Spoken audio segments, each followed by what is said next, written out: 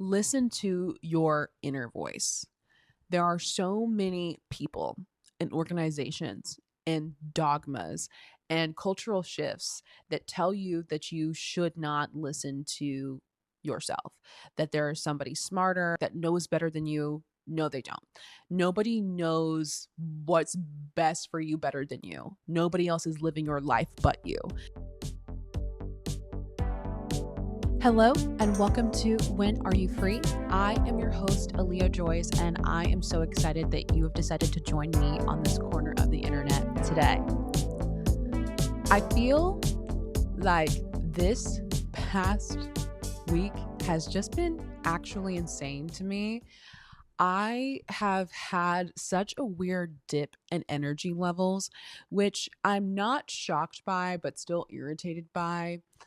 I feel like during the summer, I have this weird dip in energy where I just don't really feel like doing a lot, like social interactions or basic tasks like cleaning and, just different work tasks that pile up. I start to feel a little bit of fatigue, which is funny because that used to be something that I struggled with more in the winter months, but I found that I have such a down pat winter routine. And because summertime can be very fluid in a way, I struggle because I don't have as much structure. So I'm currently working on trying to rebuild structure back into my routine. I don't know if I'm the only person that struggles with this, but sometimes the fluidity of summer and the fact that you can just kind of do whatever is a little bit stressful to me, which is funny. So I am working on restructuring my routine so I can actually enjoy this time and have fun but still be productive. But I wanted to bring that up just to start off the bat and tell you guys that I had kind of a funny week just to broach the topic of what When Are You Free is all about.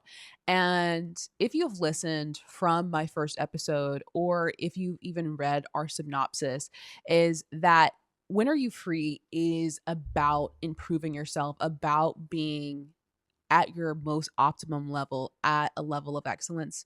But at the same time, we want to share how messy it can be doing all of those things. That yes, I want to be at my absolute best. I want to get rid of these thought patterns and these habits that are holding me back. But I need to be honest with myself and with others, like your accountability people that you're with, about your struggles as well. And so today, as you can tell by the title, is one of those ones where we're going to be honest about the struggle. So the title of today's episode is Life is Better When You Don't Hate Yourself. It's something that I've been pondering on in this past week. I just had that self realization of it actually is better when you do not hate yourself. I Because I've had this weird dip in energy, I have not sometimes like been taking off all of the things that I want to do. Anybody that knows me knows that I'm a person who's I can sometimes, be like a little type B and free with my spirit, but I'm an organized type B, if you will. Like I love to go with the flow. I love vibes. I'm a very creative person and I try not to stress a lot about the small things, but I also am a planner. So I organize my life into quarters. I keep all of my tracking habits on Excel spreadsheets. I'm big on an Excel spreadsheet and to-do list and checking the box off. I love doing that kind of stuff because it helps keep me sane and helps me organize my brain because my brain can kind of just be everywhere. And so I like to organize things. This past week, especially, have felt like I've not been able to tick off all of the things in my boxes and, oh, say that I accomplished this and I accomplished that. And it really takes a hit to your self esteem when you're a person who is a perfectionist I'm big on reflection. As you guys know, I reflect a ton on my past, my current feelings, and the future. I'm always thinking. And I started to think back to when I would have these similar feelings of, oh, I feel like a failure because I didn't do all of the things that I wanted to accomplish in a day. I recall years and years ago that this pattern of behavior was something that was much more frequent in my life, where it wasn't just I had an off week or an off couple of days. I was having off months, off 6 months, a year of time where I never felt like I could get a good grasp on myself and my life. And I was driven by a lot of depression and anxiety. And it made it so difficult for me to operate as a human being. Like a lot of things that normal people do to function, like get up and go to work and exercise and cook for themselves and eat right, brush their teeth, just normal things that people do every single day in the height of my depression and anxiety were near impossible for me to do. And I just remember that time and was reflecting on it. And I realized, yes, there was the mental health issues that I was dealing with. There was also the presence of self hatred and shame. Every day I would wake up and I would dread the day. As soon as my eyes would open, I would feel an immense weight that pushed down on me just from waking up and knowing that I had to get up and live that day and to complete all of the tasks and to do all the things that I had to do. And when I look back, there were a few things that were contributing to that sense of dread and feeling of anxiety. Number one was I was trying to do several days worth of task in one day. So I am much better about this now, but I would have a list of 20 things that I wanted to accomplish that day, when really, in actuality, I was only capable of doing three or four. And so every day, my mind, my mental list set me up for failure because it was an impossible list of things that I had to get done. And I knew that subconsciously, but I, on the forefront, was like, no, of course I can do all of these things. I can get it done if I work hard enough, if I blood, sweat, and tears it. If I don't do one minor thing wrong, then I can do all of these 20 things in a day if nothing else goes wrong and everything goes according to plan, which life never does. Second was that I did not have the physical strength nor the mental capacity to do the things that I had to do in a day. I was very tired all of the time. And due to my mental health struggles, I didn't have the mental capacity. Like I wasn't even at my prime where I was doing okay. And I was like, oh, of course, like with my hankering depression, I can do like all of these 20 tasks. Like that is totally feasible. And the biggest that I think about and reflect upon often is the deficit that I put myself in before I even got out of bed. In my mind, I was already at a loss because I did not have a belief in myself. I did not think that I was good enough to even show up that day to do the things that I wanted to accomplish and to be there for the people that I wanted to be there for or to show up for myself. Like I had no faith in myself. Deep down, just period, like in every single facet of my life, I felt like I was not good enough. Now I want to take that thought pattern of that deficit of always feeling like you're at a deficit and that thought pattern of not being good enough from the start. And I want to unpack that a little bit and talk about where that negative self-talk of not feeling like you're good enough, of always feeling like no matter how hard you try, you're always at the bottom. I want to get to what the root of that is. So the first thing that causes that feeling of ineptness is the narratives that we tell ourselves. Now, something that is vital to you transforming your mindset to something that is healthier if you find yourself in a very negative place when you think about yourself is we all, like, we're human beings, we function off of the stories that we are told about the view that we have of the government, about the view that we have about God, about our family, about ourselves, is that we all have these narratives that are implanted in our minds and that frames our beliefs. And so when you hear people say that it's important, the narratives, the stories that you tell yourself about yourself, you really need to let that sink in and take stock of what those narratives are that you are consciously and unconsciously telling yourself every single day.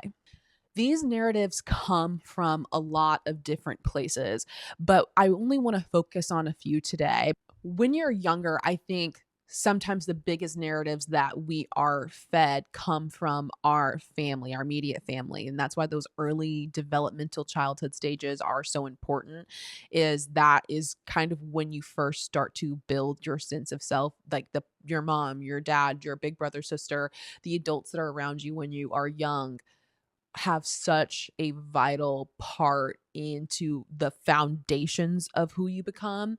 And again, they don't determine who you are, but again, like it's when you first start to learn what a sense of self is, and they do help build it whether you like it or not.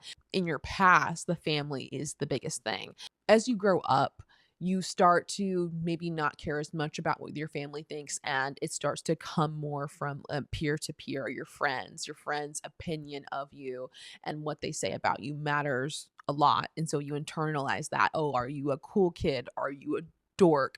Are you in that popular crowd, or are you not? That's when those other voices and narratives of who you become as a person really start to come in. And then as you grow up and go out into adulthood, it's, does my boss approve of me? Do these people in my social circle, have I arrived into what society says is beautiful, good, and successful? And you're listening to all of these outside voices telling you, do you match up or do you not? Whether you internalize these things or not, these things are being spewed out to you by other people on a daily basis. People have narratives and ways that they think about you. Narratives also come a lot from media. So I say this as not only a woman, but a woman of color. And I know that growing up, if you are a woman of color, is that a lot of the time in media, we are portrayed in ways that are negative or stereotypical that we cannot identify with. And so that's why if you are, not someone in a minority group and you're watching and you're wondering, why is it such a big deal? Why does everybody care so much about representation in media? This is why, is because a lot of the time when there's a black person in there, oh, like there's an Asian person in there, okay, great, but you did it and you made her an idiot, you did it and you made them stereotypical, belligerent, whatever. And it's like, I don't want to be portrayed in that light of like that being the only way that you see me existing in the world, because that's not my truth and that's not something that I can identify with. And subconsciously, it feeds not only myself, but other people who may misunderstand me and misinterpret me. It feeds them a narrative that this is what this, archetype of person is like.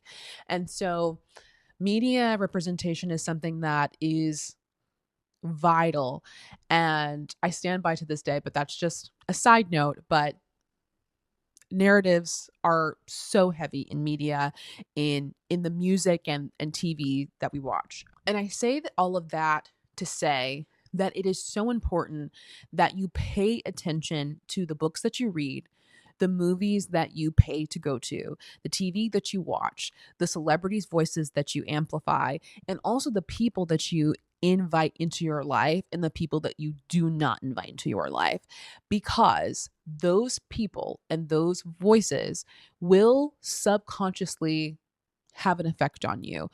And you do not want people or things coming into your mind that portray you as something that you do not identify with, that portray you in a negative light or as something stereotypical. And so I truly believe that the things that you allow into your heart and into your mind will affect, like, you will internalize, and it's what comes out of you. And so be very careful about who you put yourself around, because they can be putting bad narratives onto you and onto your story that you do not need to listen to or internalize. There are all of these narratives that come to us externally, but there is also a narrative that we tell ourselves internally, our own inner voice and our own inner monologue, that when we are just by ourselves, how we truly feel about ourselves. And some of you may have never even thought about that. I think that we live in a world that is full of so much noise that it can actually be very hard. Like, a lot of people I know have a really hard time sitting in silence with their own thoughts. And I believe that it is important to take a step back, to be silent, to not listen to, even though I have a podcast, you should not be listening to podcasts all the time and watching movies and consuming media all the time and hanging around people all the time. You need to have time where you are quiet and silent with yourself, with your own thoughts and introspections, where you can journal, where you can pray, meditate, however it is that you can start to feel more in tune with who you are on the inside, with your own thoughts, and letting those things flow is key to finding peace within yourself. And I do believe that sometimes that is by design, that they want to keep people so busy so that way they don't have time to reflect. Listen to your inner voice. There are so many people and organizations and dogmas and cultural shifts that tell you that you should not listen to yourself, that there is somebody smarter or like that knows better than you. No, they don't. Nobody knows what's best for you better than you. Nobody else is living your life but you. That is something that, for me, it took me so long to realize how important it is that at the end of the day, if I am at peace with myself, then that is all that matters. And it really does not matter what anybody else thinks about what I have to do, because nobody else is having to live my life but me. And and again, I say all of that with, don't harm anybody, but if you are not harming other people, and if you are, happy and content, then that's what's most important. I love Cheryl Lee Ralph. She is an actress on Abbott Elementary, and she won an Emmy. And every time that woman speaks, I feel power. I feel bumps and like chills go up my arms, because when she speaks with a lot of authority and confidence. And when she won her Emmy, I would show it, but I'm afraid that I'll get a copyright strike, to be honest. But she won her Emmy, and the synopsis of what she said is, people can hate you, they can lie about you, they can not like you, but at the end of the day, when you look in the mirror, you better love what you see. And whew, I ate that up. I was like, screenshot, I saved that, I downloaded that, I listened to that. I've actually gone back and just listened to that, because it is, yeah, that's what matters, is that at the end of the day, when you look in the mirror, are you matching your own version of success? Do you like the person that you're becoming? Are you proud of how far that you've come? Because it really does not matter if other people are or not, because at the end of the day, all you got is yourself. Like, you have yourself and God. And so it really should not matter what other people's narratives are about you. And when you have that strong inner voice, that strong sense of self, what other people project onto you and what the world tries to project on you, the more that you build and strengthen that part of yourself, they're not going to be able to touch you. The second thing that I realized when I unpacked that thought pattern of not being enough is I am becoming at peace with my own duality. Now, this is hard to do. If you're a person like me, I'm a perfectionist. So for me, when I do anything, it's all or it's nothing. So if I cannot do it at 100%, like pedal to the metal, I feel in my mind that I might as well just scrap it and start over, and the whole thing is for naught. I remember when I was in college, I was a straight A student my entire life, always was on the honor roll, was an honor graduate when I graduated high school. I came also into college as a sophomore. So I believe, I think this was my second semester. I'm trying to remember what this was. No, this wasn't my freshman year. This might have been my sophomore, technically junior year. I can't remember. It's a little bit hazy because, again, I was like ahead when I came into college, but either way, I cannot remember which semester this was.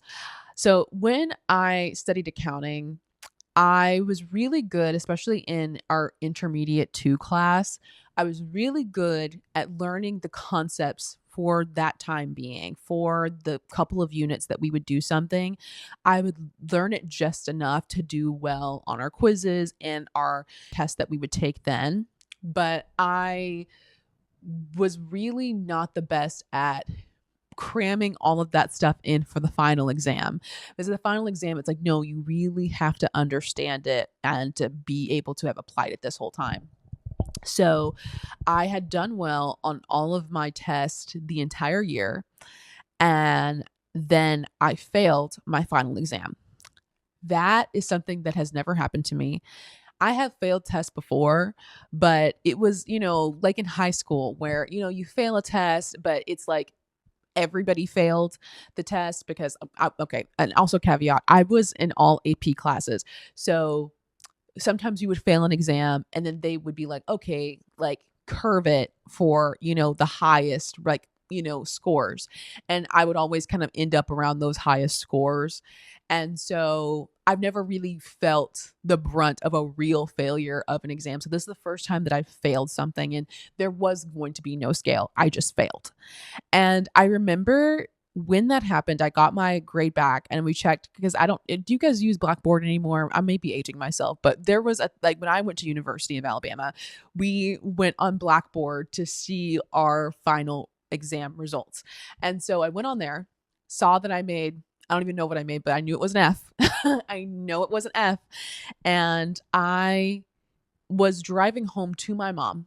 And on the phone, I'm like crying, basically saying that I'm going to drop out of college because I'm not smart enough to be here.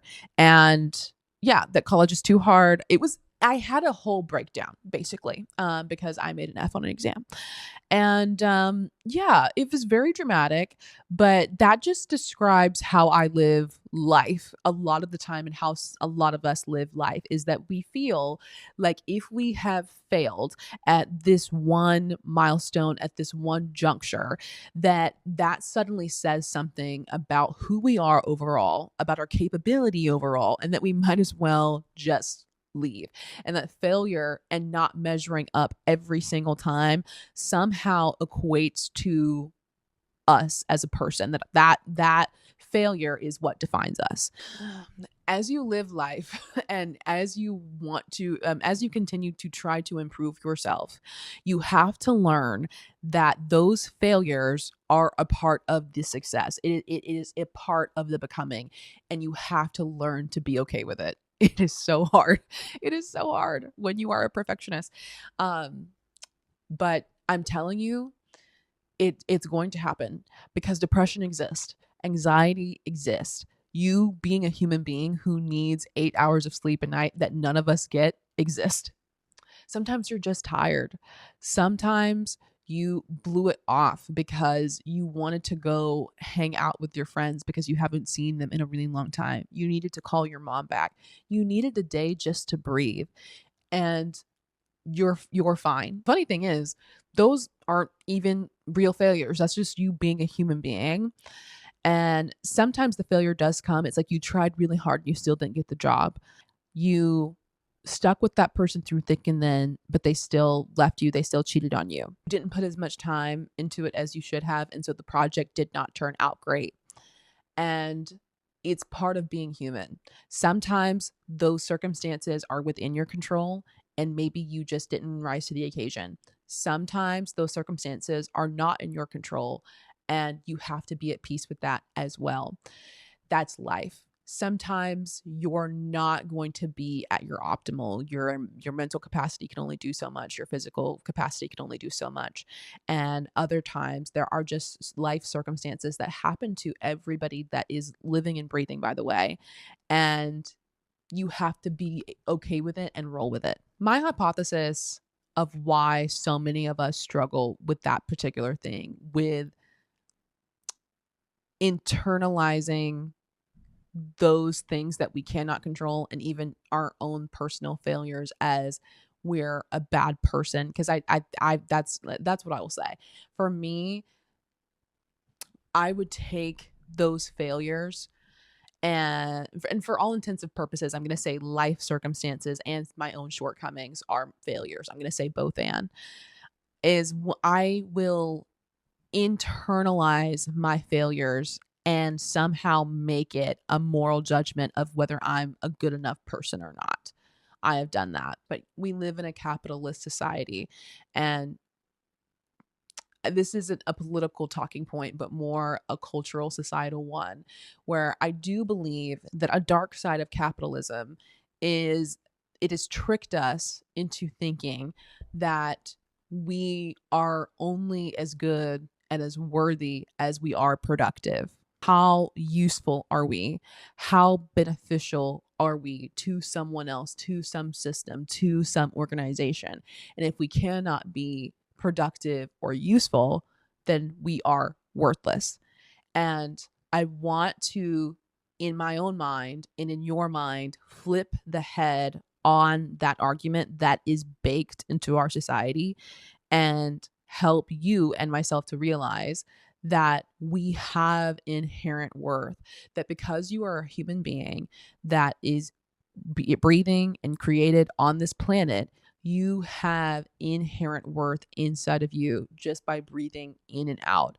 And you don't have to do another thing. And you still have inherent worth. So don't internalize life circumstance and personal failures as you being good or bad or your worth as a person. My last point goes back to the media conversation. And I didn't say social media specifically because I believe that it has become a different beast in and of itself. Social media makes you feel like you are doing life wrong.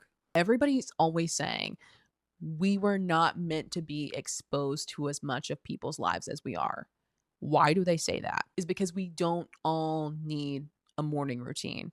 We all don't need to eat the same things, do our makeup the same way, have a 12-step skincare routine, have kids by 25 and a six-figure job by 30, go on vacation to South France, spend a year's worth of salary at Coachella, have the latest skincare brands and the newest iPhone as soon as those things come out. But that is what we see all of the time. We are bombarded with people that at all times seem to be living their life at the optimum, living their life at the level of excellence all of the time. They have so much money and fame and friends and the family and the cars and the house. They seem to, and the perfect body, and they have it all. And social media makes you think as you keep scrolling that everybody else has it but you, that they all have something that you don't have, that they've figured it out, that they've cracked the code. And that's why you keep watching the routines and buying the products that they buy and going to the places that they go and hoping that if I keep doing all of these things that I'm going to turn out like them and I'm going to be them. Somehow along the way, with all of that consumption, we convinced ourselves that we are somehow doing our own lives wrong, but you are not. Nobody can live their life at the optimum, at that level of excellence, at whatever it is, but you, because it is, in fact, your life. Your life path is specifically designed for you, and nobody else can live it at its peak but you in your own unique way. And there's I get inspiration from a lot of people. So you like I say this as a person who loves social media and YouTube and all of the things, but I'm very aware of the ways that it can warp us and honestly be used to our detriment. And I think that you're foolish to consume media and to not consider those things when you watch it. It's actually very irresponsible and can cause a lot of damage to you and your self-esteem, to your brain.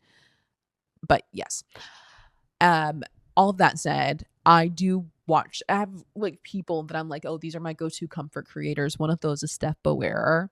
And I love that she will take periodic times where she does not get on social media. She just like deletes the app, even though it's part of her job. Even she's like, I'm not going to be on here all the time. Like the money and the deals and all that stuff is important to her because that's how she makes her livelihood, but it's not everything to her because she has her own life to live. And she said in her vlogs one day that your life is more important than you watching these people on socials. Like your own life is much more important. And I think that we would all benefit from recognizing that and enjoying socials, but not spending as much time on them, agonizing over the aesthetics and if we match up to the likes and to the commodification of it all. So if you feel like when you're watching the vlogs and the TikToks and the reels and scrolling through the story posts, if somehow that makes you feel inferior or like you're behind, that you're not doing enough, I highly suggest, and I've done this. People have heard me say it. I'm like, people will be DMing me sometimes on Instagram and they'll be like, "Oh, like didn't you see such and such on Instagram?" No, I didn't. Because because like sometimes I genuinely delete Instagram for my own mental health and for my own well-being and different just so I have to take breaks just so that way I don't like to foster those feelings inside of myself. And when I notice that that's happening like at an alarming rate, then I have to take a step back because it's genuinely not worth it. It really isn't. My life is so much more important. My real life is much more important than what is on a screen, and I would rather live my life than to consume other people's all day.